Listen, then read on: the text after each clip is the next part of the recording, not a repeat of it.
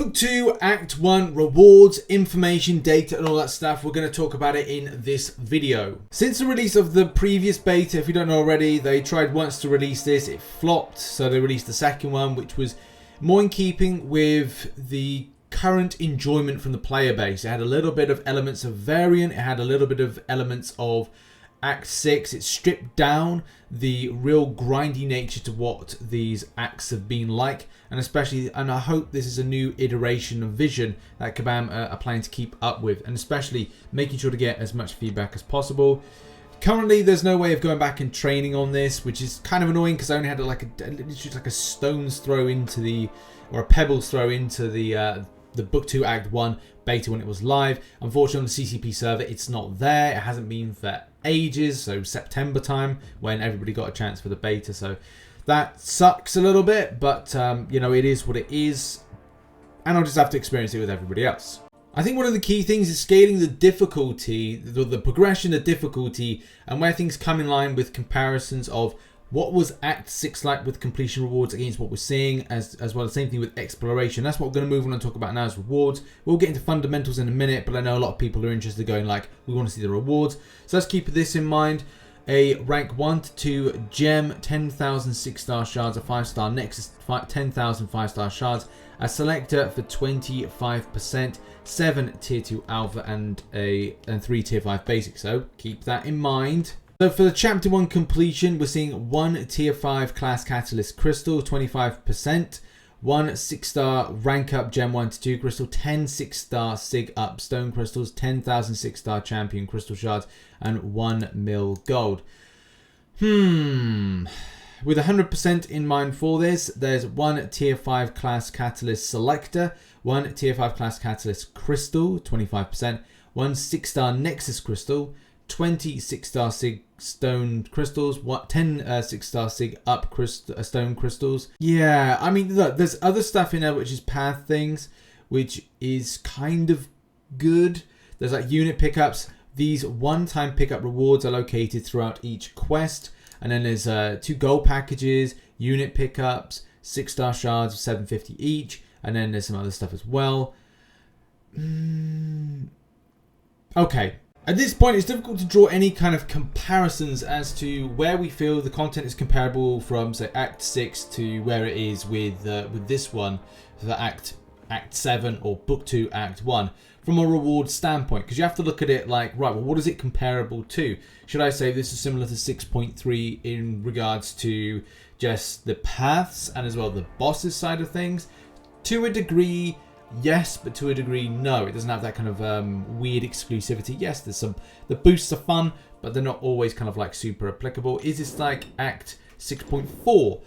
Sort of, but not completely, because there's other elements of free choice. You get these buffs, you get these boosts. Your 6-star roster becomes more interesting, and that's really good for those that say have 100%ed Abyss, and yeah, maybe not have 100%ed Act 6. But as well have done like lots of content, grab loads more 6-star champions, and that gives them an opportunity to really have some fun with that content, and hopefully puts more worth to the build of 6-star rosters, which is going to be my next step. I think I've got all the 5 stars that I want, except for Professor X and Apocalypse, and apart from that, I think that's really solidified what I need in a future champion wise. But yeah, look, reward side of things. Apart from the 5-star shards that are located in here, it's pretty much the same. There's a few limitations as to other stuff, but that's largely picked up from doing the paths. And more so when you're doing the exploration, that seems to be where the spicy stuff is definitely there. In some ways, I do feel there's been a little of a letdown, and that's with a 6-star Awakening gem. I don't know if that's going to be something a lot of players agree with. It's just a personal opinion by me. I just feel even in the... whether it's a completion or maybe it's the exploration, in one of those two things, it would be nice to see a 6-star Awakening gem, especially if we're under the impression we're growing 6-star rosters or having them in there to kind of improve and for players to give that choice of what they do.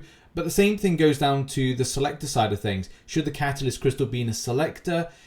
Yes, because this could be another opportunity for players to be getting that Thronebreaker titlage. There may be Cavalier players that kind of do this. I assume Cavalier players are allowed to kind of participate in this.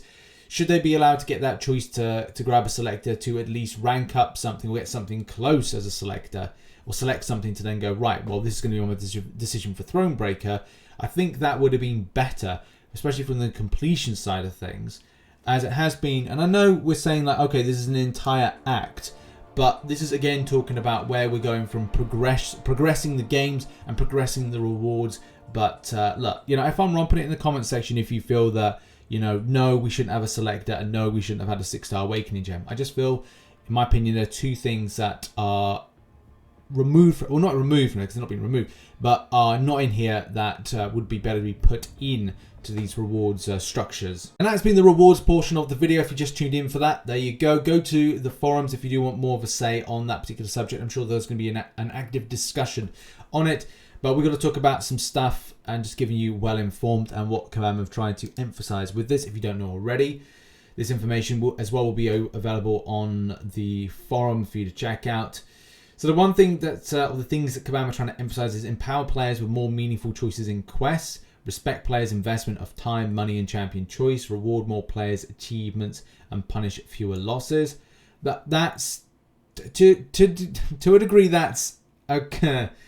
The reason I have an issue with that point is that you throw the game over to a lot of things when it comes to like dropped inputs, connection problems. You know, you may have very kind of bad internet, and we're waiting to be kind of signed up to a very specific type of internet.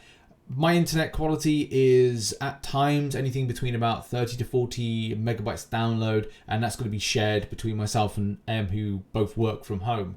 And the upload, and you know, I've had massive times of drop frames during live streams, and it means for a very unpleasant experience. The same thing with game quality and stuff like that. So yeah, coupled when the game's not functioning well, and if the game's not available and working for those with low internet thresholds, and that becomes a bit of an issue for those that don't live in city areas and are available to those type of internet connections. But as well, reduce player mental load and let them spend more time enjoying the quest. That's true, that needs to happen, because a lot of the times you're going like my Act 6.3 guide, I've written it, I then had to do like a part 2 to it because I'm doing current meta champions with that, and also I'm looking at what I've got available with my roster, because that's another thing as well, having that with the you know, balancing in boosts. Not all of them are applicable to lanes, so that does need to be nipped in the butt, and it does seem that this is going to be one of those acts that is going to hopefully see an improvement. So this is going to be one act composed of 4 chapters, which, you know, I think that's really how it's been before. Each chapter consists of 6 quests. I think that's how it's been before. 6 paths with 6 encounters per path. Not too bad. I think that's a standard thing. 3 final bosses. 2 paths converge on each final boss. That's good. 1 choice node per path located at the end of the path just before the final boss. Okay, well, that's hopefully going to be, again, less on punishing those with losses. That's hopefully going to be something better.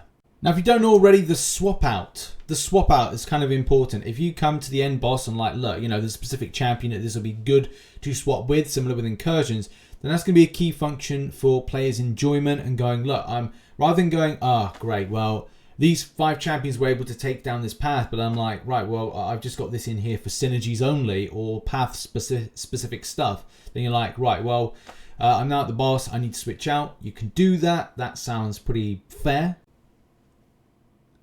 Also, it looks like we've got class buffs. So similar to a lot of like newer content, especially in the last 2 years, Kabam have like employed this stuff. You know, we've seen it in Cavalier difficulty, where if you bring in a certain type of class of champion, like skill here, the colors, you know, determine which one we're talking about. So skill, attackers purify 1 debuff. Whenever they dash backwards, the number of debuffs purified increased by 1 for every subsequent dash performed in a row. I mean, that's good. You know, this opens up the utility of champions exponentially. And you know, you're thinking about the idea of taking Daredevil. Daredevil is able to purify non-damaging debuffs, but is there more kind of a thing about like damaging debuffs full stop? Like then you've got like a much more wider strength or scope of the purification. Same thing would be like a champion that's just completely weird taking in against content. Cage Rattler, whenever a skill attacker is blocked, they have a 50% chance to passively stun the defender for 2 seconds. Again, great, just to kind of like keep up the momentum. Double down whenever a skill attacker fails to apply a debuff to the defender due to an immunity. They gain a precision buff, increasing critical rating. Man, that's great. There's a lot of skills out there, say for whatever reason you're taking Nick Fury against a champion that is bleed immune. So look, you're building up precision really fast. That's great. Muscle Wizard for tech. Whenever a mystic attacker knocks down the defender, the attacker gains an unstoppable buff. It's great. You know, Mystic Focus. Whenever a mystic attacker holds block or charges a heavy attack, they activate a power gain buff. Great. Again, just great stuff. Great stuff to improve. There's little improvements that kind of make this more interesting. More so if you're using 6 stars, because that's another thing as well. You've got all these other things here. I mean, information will be linked in the description to read up about. I'm not going to go over every single one because you can read it for yourself over on the forums. But yeah, if you've got 6-star versions, that's another extra to this. I mean, look at this. As powerful 6 stars are, it can be difficult to give them a spot to move valuable 5-star champions for people who've got a lot of rank 3s. This is why I'm going to be trying to 100% Abyss of Legends, either by... I'm pretty certain now I'm going to save up 16,000 units. I'm then going to do the last 4 paths, budgeting 4 units a path with very limited inventory. And the reason is, it's just I need more 6 stars at rank 3. I need more viability with my roster. I need more scope with the 6 stars because of 6-star service. That interests me a lot. And I'd love to have rank 3 versions because it's going to make it more easier. The entire focus and dusting of the 6 stars, we've added new global nodes that add a little extra oomph and so a lot more sustain. Those 6-star boosting buffs are going to become a staple of Book 2 Act 1, so you can count on them to be there if you... yes, that's the Adrenaline Rush, Hold the Lines, and Star Power. So 6 stars gains a permanent passive fury. That star power, oh, that's going to be nice. That's going to be really nice there. So yeah, 6 stars seems to be more emphasis, and that's, I don't know if that's good or bad because Cabal putting more emphasis on you, kind of focusing on a 6-star roster. Something that I am going to be doing 6-star featured crystals. As I said, Abyss of Legends is what I want to do, 100% it, and any content that gathers me more 6-star shards, big thumbs up. I need to do it. If any of you are unfamiliar with some of the boss buffs, then the information is here, and as I said, link in the description. This is very, very diverse, kooky, but cool at the same time. There's going to be some really decent alternatives to take on stuff like bullet time. Anytime the defender is stunned, they immediately remove the stun and gain an evade charge, which grants 100% chance to evade. Each time a hit is evaded, 1 evade charge is removed. If the attacker avoids a basic attack using a dexterity mastery, all evade charges are removed and the defender is passively stunned for 1.5 seconds. Now, I don't know if there would be kind of like a scope to use champions that would be able to minimize evade abilities, but as well, you know, you're just using the dexterity mastery and just kind of concentrating. It doesn't, like, this is one of these things where it doesn't feel too much of an issue. If you just evade and you remove the charge, that's cool. That's fun. There's nothing overly frustrating about that, and that's the key thing there. It's like, I know there will be some diehard people like, oh, I need a challenge, but just at the same time, this is meant to be like a less frustrating game, less stressful game, and that's good. See that redlining, when the attacker has more than 33% of their max power, they gain a power gain, a passive, which raises their combat power rate by 100%. If the attacker has more than 75% of their max power, they're immediately power drained down to 0. That's not too much of an issue. That's really not too much of an issue, and that's nice. Again, it doesn't feel like it's gonna overly hurt you. Although this is just one of potentially many buffs, so hopefully it's not like a huge amount of stacking on things, and there's not loads of stuff going on.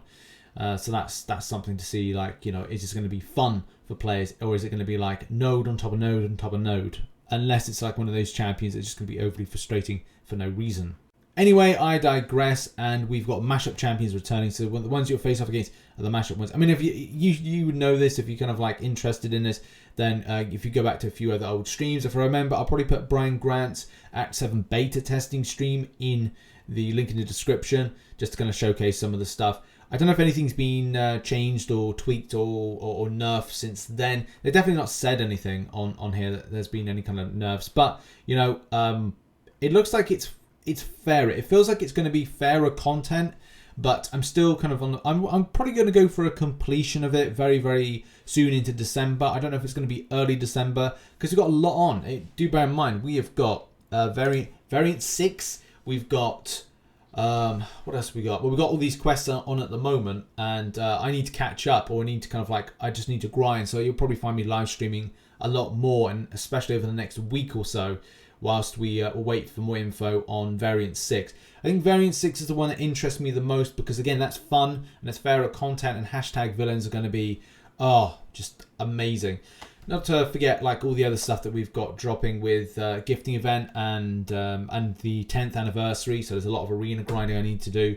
Yeah, we've just got to get our grind on and get enjoying stuff. But what are your thoughts on all of the stuff that's been mentioned from this info? And what are your thoughts on the rewards? What are your thoughts? Are you able to do this? Will you be kind of aiming? Are you planning? Are you targeting anything at the moment? Is this kind of on your list, on your radar for January, for February, or at some point in 2021? Thoughts in the comment section down below. Make sure to check out some content recently posted up here and everywhere. We should have an update tomorrow on the opened up the coal situation and some other stuff as well. So see you all tomorrow. See you in the live streams throughout the day, today and tomorrow and whatnot. So thanks and bye-bye.